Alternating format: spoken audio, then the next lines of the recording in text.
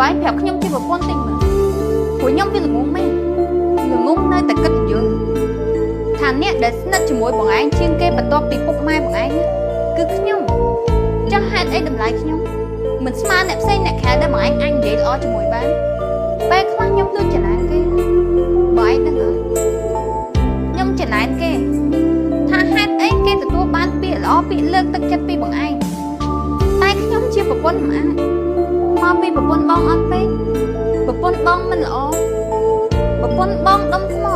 អត់ចេះយំអត់ចេះឈឺចាប់អត់ចេះ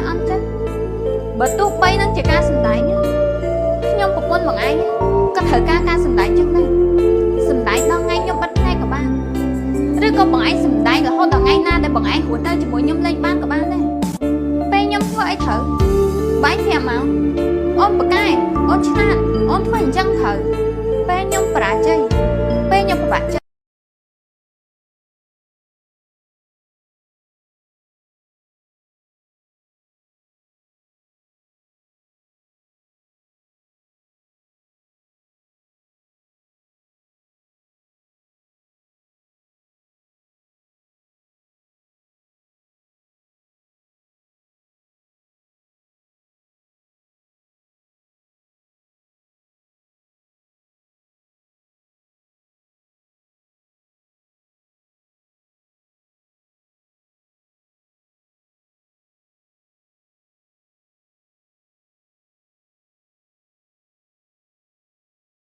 ស្រឡាញ់មីម៉ាយត្រូវប៉ាន់ត្រូវប៉ាន់ត្រូវប៉ាន់ត្រូវប៉ាន់ត្រូវប៉ាន់ត្រូវប៉ាន់ត្រូវប៉ាន់ត្រូវប៉ាន់ឡយឡយក្រមុំពូកែងើពូកែតែងខ្លួនមីម៉ាយពូកែលួងហើយពូកែរកស៊ីមីម៉ាយមួយណាថាចង់បានប្តីពីរតែកម្មជីវីអ្នកមុនមិនសូវល្អរឿងចាស់បងចាំទួលថែទួននេះមួយមិនឲ្យអូនកាច់ផ្កាអ្វីអូន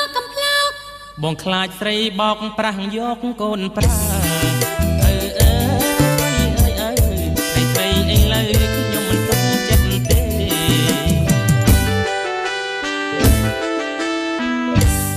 សង្ឃឹមថ្ងៃណាមួយខ្ញុំនឹងមានសំណាងបានជួបមនុស្សម្នាក់ដែលគេពេញចិត្តនិងព្រមទទួលយកខ្ញុំជាខ្ញុំស្រឡាញ់ខ្ញុំដែលមិនគិតពីរូបសម្រស់ស្រឡាញ់ខ្ញុំដែលមិនខ្វល់ថាខ្ញុំជាពូជពងអ្នកក្រឬមួយក៏អ្នកមានស្រឡាញ់ខ្ញុំជាខ្ញុំខ្ញុំបានប្រាប់ណែឯងពីដំបូងហើយបើសិនជាគ្មានរូបមិនថិតនៅអ្នកនាងមានសង្សារស្អីដែលខ្ញុំស្រឡាញ់តួនាងអត់ស្អាតអីក៏ដោយអ្នកដែលតាមស្រឡាញ់អូនមានច្រើនណាស់តែអ្នកដែលស្រឡាញ់